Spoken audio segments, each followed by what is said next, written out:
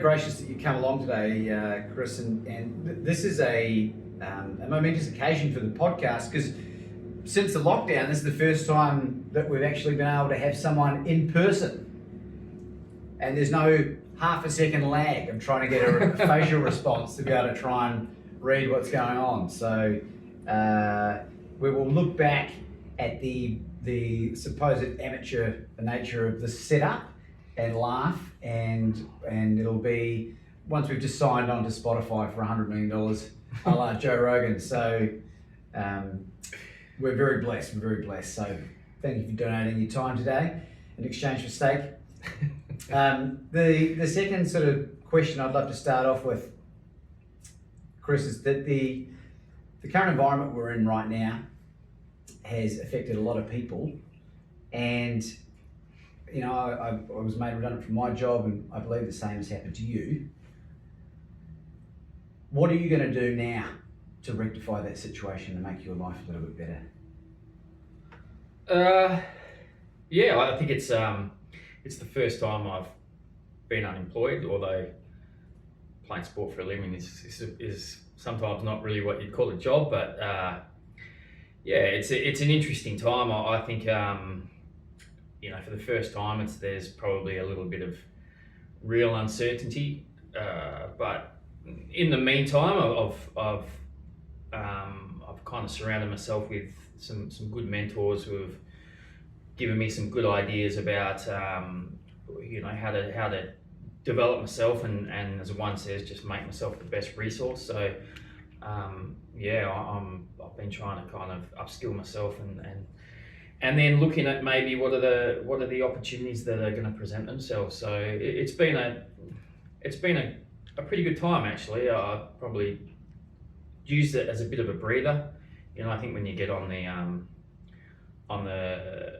escalator, you just keep going and going and going, and then you don't really take time to think about, you know, where you're at and what you could do better. So it's been one of those kind of cathartic periods for me. Yeah, it's largely been, I mentioned to you earlier, it's been a real blessing for me, and not wishing any ill will on anyone that suffered from this, but I think it's all how you frame your situation and how you interpret really what's going on around you. And I think, you know, your background, you mentioned that you did 20 seasons back to back playing cricket, going from Australia to the UK presumably. Do you think that was really fundamental in your success as a sportsman? Yeah, I think if you're doing that, you know, you're living and breathing what you do, and you're giving everything to it. So I guess now I've been retired for 4 years or so, and it's given me a bit of time to reflect. And the thing that kind of helps me put my head on the pillow at night is the fact that I think I gave everything to understanding my craft. I probably made some mistakes around my socialising at times. You know, I enjoyed myself quite a lot, but if I think about, you know, how I went about trying to be the best I could be, that was something that, you know, I think I could put my hand on my heart and say I gave it a pretty good crack. So that's probably the next thing for me. You know, if I whatever I want to do, am I going to give it everything and find ways to become better and better? Yeah. You're a father now, and you've got a 5-year-old son. What are the lessons that you've learned that you want to pass on to him and say, hey, look, son, I want you to try and avoid going down this journey or this pathway, but here's what I think you should do. What are some of those key attributes? Yeah,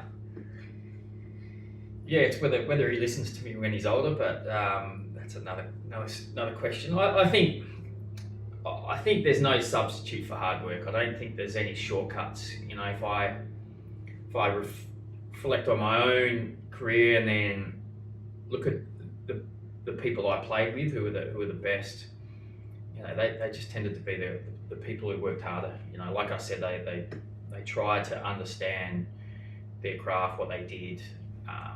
So that's good. And then just some of the values piece. You know, I was walking with him and his mother over a footbridge the other day, just as the school came out, and we kind of pulled over to the side because we were going a bit slower, and there were 10 to 12 kids who walked past, who saw us kind of standing there, letting them pass, and one of them said thank you. And it's that kind of thing that I think, gee, I hope my son doesn't behave like that. I know they're young, they're probably a little bit preoccupied with what they're doing, but just little things like that. So and with that, I think if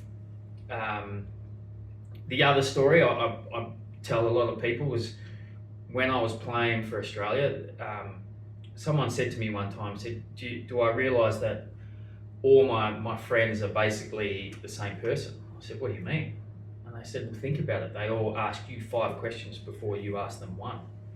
And I realised I'd become a little bit self-obsessed, and I'd probably, just thought that cricket was, that important when it's not. So that's given me a lot of thought, and realised that, I don't want to be that person. I don't want to be, the person that other people know a lot about, but I don't know a lot about other people. So that's probably something I want to pass on as well. Yeah, I think it's unfortunate with a lot of those young kids, because in my own experience being on the receiving end, not having any children yet, but it's all the leading by example. It's what the parents do that the children will tend to replicate, good and bad, right? And clearly that selfishness that people get caught up in, I think, can flow through. And all you can do is sort of lead by example and try and be the best person that you can be. And I think you do the best you can with the tools available. I haven't got kids yet, but that's what I'm going to do.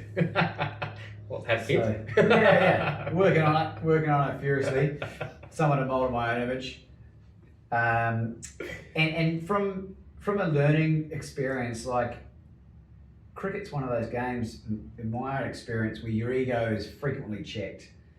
When do you think was the most humbling moment in your cricketing life? Oh God, that's a question you should have prepped me for, I think, mate. I think as a young player coming into the professional environment, I was a pretty unattractive little redheaded, had a bit of a fuzzy fro and bad skin. So walking into there, and there was the big names that were and big personalities that were in the Western Australian side at the time. I was made to feel pretty small, I think, and I guess those lessons have stuck with me. But equally, I think it's hard to avoid once you ascend to the heights.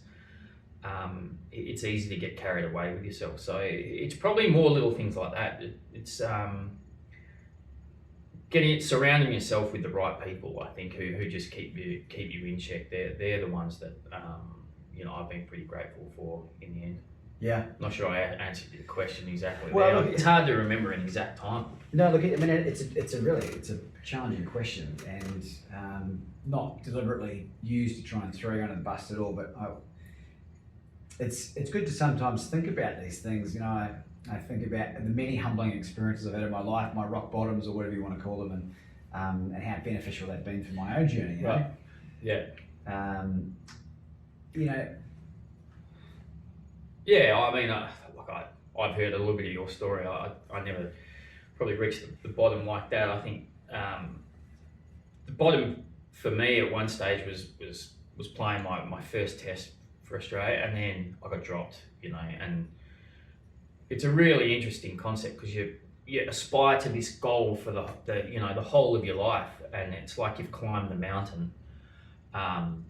And you get to the top, and then you get dropped, and it's all of a sudden it's like you've come out the other side, and you're standing at the bottom of the mountain again, and you're looking up and go, I've got to do it all over again. And that throws you off. If you look at the players who kind of, and I can only really reflect on cricket, but the guys who have gone and played for Australia, they've been dropped after one test. you'll see they'll have about a period of about a year where they'll be pretty hopeless because emotionally they've given their whole life to this one goal, and then it's just been taken away. So they're pretty useless after. So that was an interesting time. I was probably a pretty ordinary human being to certain people after it. But yeah, lots of good lessons. In what way do you think you were an awful human being, to use your words? I think it wasn't so much awful. I just let a few people down. I internalized a lot. I didn't give much to anybody else, and I was unprofessional. I can remember I turned up late to a game pretty shortly after, and that let a lot of people down, just the way I was behaving. And it's sport, it's not life or death, but it's something that you've kind of committed your life to. So whatever it is, the way you kind of react to those challenges is probably the way what defines you. So that's what I've taken from it. Yeah. Well, what lessons can you share with someone that's in your position 20 years ago, right? Doesn't have to be cricket, but that kind of adversity that you went through, what can you prepare that person for? Yeah, I don't know if it's reacting or it's pre-acting to it. It's probably. I wish I had just had a little bit more awareness and understanding, and even thinking around what are the challenges. So like even now, I think when it comes to planning, one of the good pieces of advice I've got is to when you are planning, prepare for all the negative outcomes, not just the positive outcomes. So at the time I was probably a little bit ignorant of that thinking. So when it all happened, I had there was no safety net. It was just kind of spiraled out of control. So I dare say, trying to give people a bit more perspective from a younger age, and get them to realise that cricket's not everything, the sport's not everything, and now they don't identify yourself as a sports person. You're a player. You're a person who plays sport. So it's kind of slightly different. Yeah, okay. And look, that's really helpful. And because your father played representative cricket as well for New South Wales, which I think you were born in Sydney. Yeah. Thereabouts. So he would have been able to presumably help you to a certain level, but because he never had that international experience, he wouldn't have had that next level. Do you think that played a part in that whole role? Perhaps, but perhaps I had the blinkers on a little bit. It was very different times. I think that it was still coming through a time where you had to earn your stripes. There wasn't a lot of empathy. I think that maybe the athletes get now, with the old school. So there's a lot of reasons I think to it. In fact, but the one thing about Dad was, whenever I stuffed up, he was the one who just said, "Nah, it'll be right. Don't worry about it.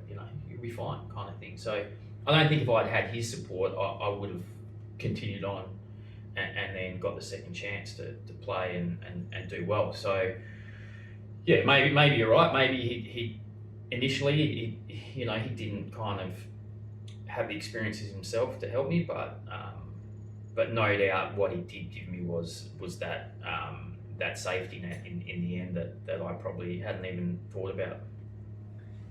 What were some of the other really beneficial attributes that you got from your parents?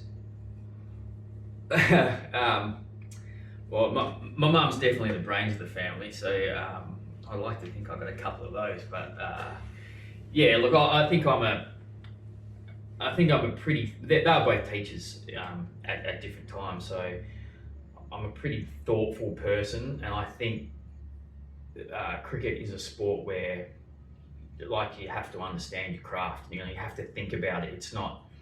it's understanding the roadmap. You know, to get to A to B, you don't just go in one direction all the time. You know, you're going to go down no through roads. You know, take wrong turns, all that kind of thing. But you want to know the whole map. So I reckon I ended up getting to know the whole map of my batting because, you know, what I got from my mum in particular, but dad as well.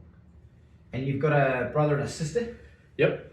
Both older, so I'm the youngest, so it probably didn't help in terms of the, you know, entitlement piece, but anyway. Do you feel like as the youngest child you get the bigger slice of the pie from a parenting point of view? Yeah, I do, and they'll say it as well. So, yeah, little things like my poor brother, he had to do at school ballroom dancing, stage band, marching band, all these kind of things that he said he was only going to do if his little brother did it. And I got there and just went, no, I'm not doing this, I'm going to play cricket. that was okay, so I got away with it, yeah. You've got a bit of a reputation as a dancer. I've seen some footage of you with some pretty shifty moves. Are you still tearing up the dance floor these days? Mate, I'm too old these days, yeah. It's yeah, not as frequent these days. Every now and again, you know, it takes over. But I watch Davey Warner on TikTok at the moment. I remember when I absolutely schooled him one time in after the Perth Test against England. So I did message him the other day and said, mate, they are woeful, and I need to teach him a few things. But yeah, so yeah, that was a little bit my youth. I feel like I've almost passed it now. Yeah. Well, you're still on TikTok, so you can't be too old. Oh, no. You only the TikTok that comes through Instagram, I definitely haven't downloaded TikTok. I noticed one that Davey Warner did the other day. I don't know where I came across it either. I'm not an avid user. But he ripped his teeth out, it looked like, with the corn on the drill. Right. Which I don't know whether it was just I missed that one. stage, but I have seen actually people, they plug the drill in and the corn spins around at about 800 RPM and it quite often rips their front teeth out. Right. So, is that something you think David might be capable of doing? You mean something stupid? Very much so, but you know, he was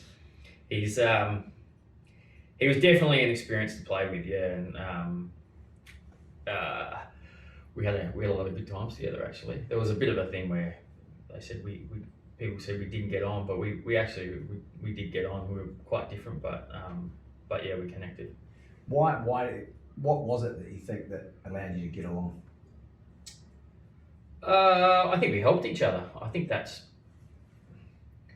back to the piece around. You know, I think one of the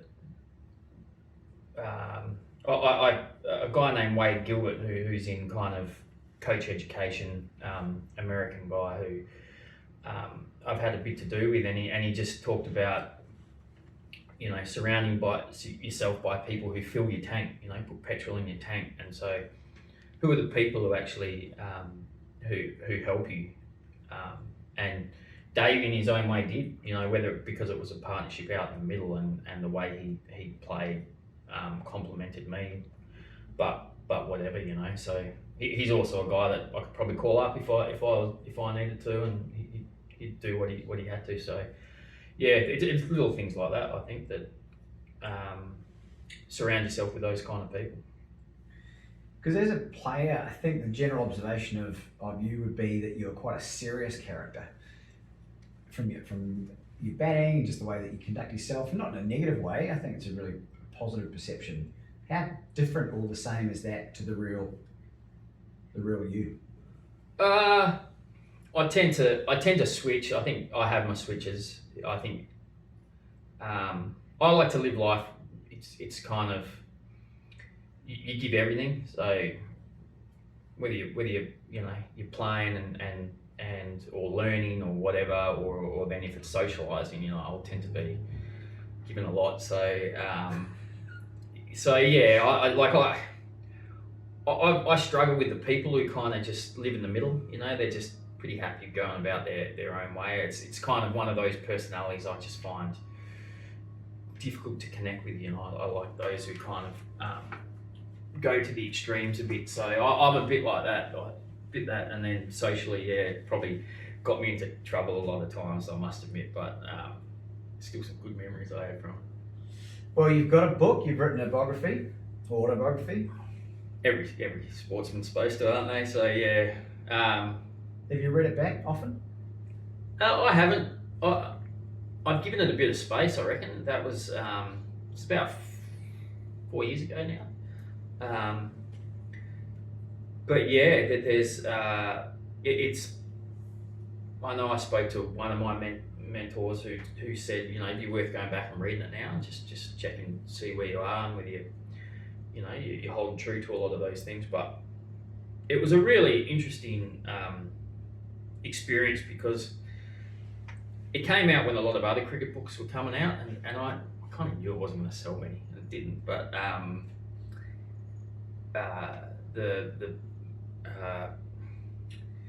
the producer didn't seem to mind, so that was okay. But what it did do was it put me at ease a lot, because you know, I think you live with a lot of regrets. You think about, you know, what I did, how I behaved, how I treated people, that kind of thing. And then when I wrote the book, it got me to think about the fact that I made those decisions for a reason at the time. Whether they were right or wrong in hindsight, I don't know, but I made those decisions at the time, and that kind of helped me, you know, get over a couple of hurdles, I think. What's the name of the book for anyone interested? And can you still get it? Bucking the Trend. I've still got a few copies at home, so if you need me to give you one, it'll clear out my house a little bit. Did you come up with a name? I didn't come up with a name. I have a journalism degree, so I wrote about 70% of it, but I did it with a journo named Dan Bredick, and he came up with the name. I was a bit unsure about it because Buck Rogers is Buck's my nickname, so Bucking the Trend, it was a bit of a corny title, but people seem to like it. Well, I think you should be really proud, and you know, the important thing is that whether you like it or not, your story is interesting to someone and a lot of people, right? And it's not really up to you to make that decision about whether they find it interesting or not. And I think you should be really proud of the fact that you've put pen to paper and you've immortalised your illustrious career, you know, on paper. It's your turn now, isn't it? Well, that's what I'm doing at the moment, and I'm finding it a really cathartic experience, right? I find myself, reminds a lot of it's relating to my childhood as well, some really wonderful memories and some other challenging memories. And I find myself at the keyboard bursting into tears at times and laughing, lolling. And I feel like it's almost part of this healing process for me. Yep. You know, I've spoken to you about a lot of the self-development work I've done. I'm unashamed of sharing this stuff because I think it's been really helpful for me and allowed me to develop as a human being. And I think I would encourage everyone not to have regrets, because if you're able to rationalise and put things into perspective, you've lived a life, if you compare it to other people, that people only ever dream about. Yep. Do you know what I mean?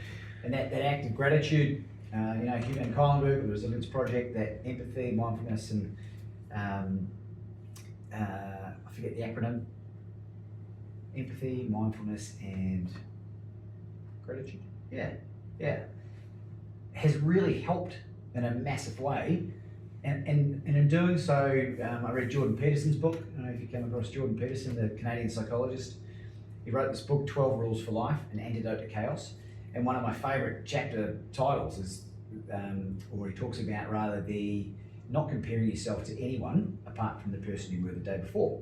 Yep. Because there's always someone better than you.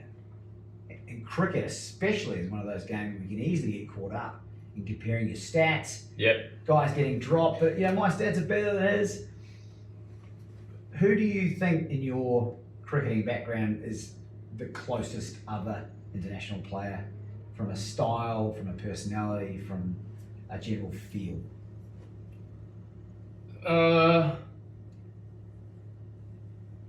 Interesting. Yeah, I mean, I guess someone like Kane Williamson is probably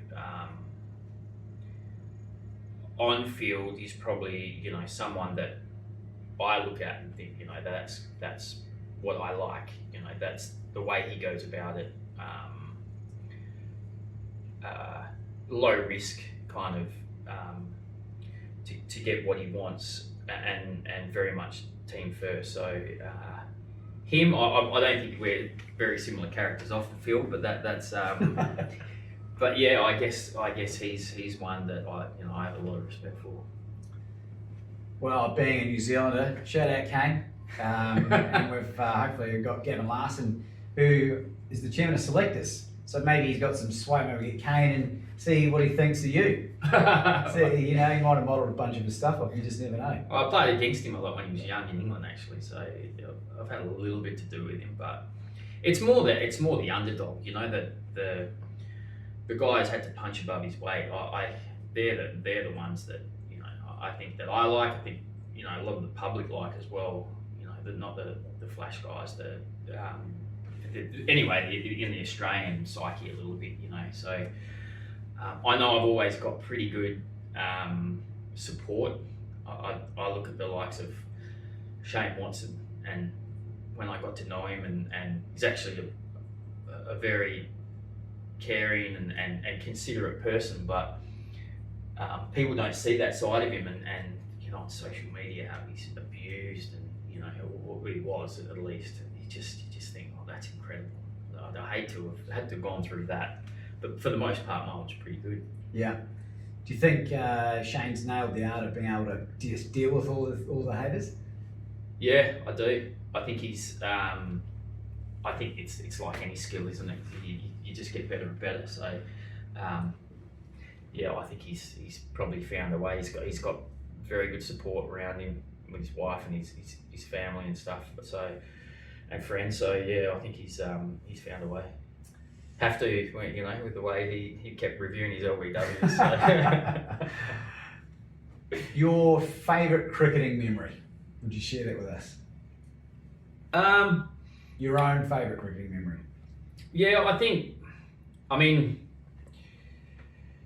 there's a couple of the team things I think, that you always kind of look back on, and South Africa, when we beat South Africa, and Ryan Harris is a good friend of mine. I've worked with him for the last couple of years. When he ran in on one leg to get the last 2 wickets with, I can't remember, like 15 minutes to go. Yeah.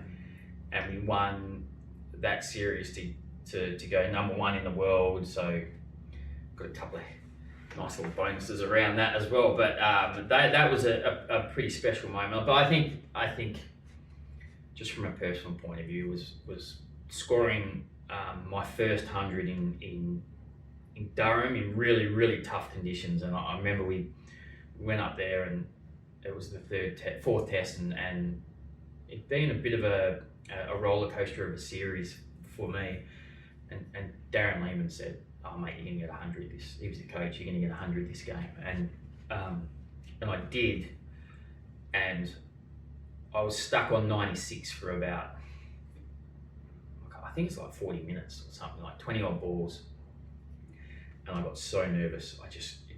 I almost froze, and got to the point where the ball that I got the 100 with, I literally thought to myself, it's this ball or it's never going to happen. And I premeditated, and fortunately Graham Swan bowled the ball right in the right spot, and I hit it. And I've watched it back a few times, but I hit it, and as soon as I knew it, I hit it, I knew it was 100. So I screamed out yes or something like that, and it took a little while for the crowd to it was quite dark to see the ball and what had happened and stuff like that. So there's a little moment there I thought was mine, and that's a good moment. And then the over after, the camera's on me a bit, and I got my head down. I've got some tears there because it's one of those things, like I was saying earlier, you just aspire to something for the whole of your life, and you think you're not going to get there, and then you finally reach that peak. It's an incredible moment. Getting a few shivers down my spine, even as a New Zealander here, rooting for the Aussie. I am half and half. The nicest thing about that too was, because I played quite a bit in England, and I think the way I played as well garnered a bit of respect. And the applause I got was quite incredible, really. And then I was walking with the security guy towards the media conference after press conference, and he said, can I just say something? I just turned because I was walking with our media manager, and he said, so I've done a few games like that. I've never ever heard a crowd applaud an opposition player like I heard today, and it was, you know, that's a comment that I'll never forget. Mate, it's amazing, and I don't think many people realise just how nuggety you are, because you're actually short-sighted and colourblind. Yeah. Is that right? And red-headed, so, you know, like, it's not like going for me really, but yeah, colourblind. It's not too bad in cricket for the most part, because you've got the side screen. Fielding side on with crowds is really, really hard. But I missed a horrible ball at Lords in that series where the ball went above the side screen. It kind of came out of Graham Swan's hand and it went above, and I didn't see it and I missed it, and it hit me in the box on the full. And I was given out, and I'd actually forced Shane Watson to review just earlier, just before, and he got it wrong. And so I walked up to Usman Khwaja and I said, mate, what do you reckon? And I'm still waiting for an answer because he didn't say anything. He just kind of looked away. So I didn't review it, and then I found out it was going to miss as well. So it was one of the worst. I think Graham Swan said it was the worst piece of cricket ever. So, but yeah, that was about, colour blindness didn't really get me. The pink ball was, I can't see the pink ball, but for the most part it didn't bother me. Although I look back now, I found them the other day because I was cleaning out my house, and I found the glasses I wore when I first played for Australia, and they're horrific. So, shocking fashion. So that photo sticks with me. There's a photo that sticks with me wherever I go. I wish I'd had a bit more fashion sense then. Did you look like Milhouse out of The Simpsons? Something like that. Horrible photo, yeah. Oh well, can't win them all, can you? You can't win them all. Chris, I'm very respectful of your time, and I think we should wrap this up very, very quickly. But before we go, what's one single piece of advice that you can pass on to our listeners that has been really beneficial in your life?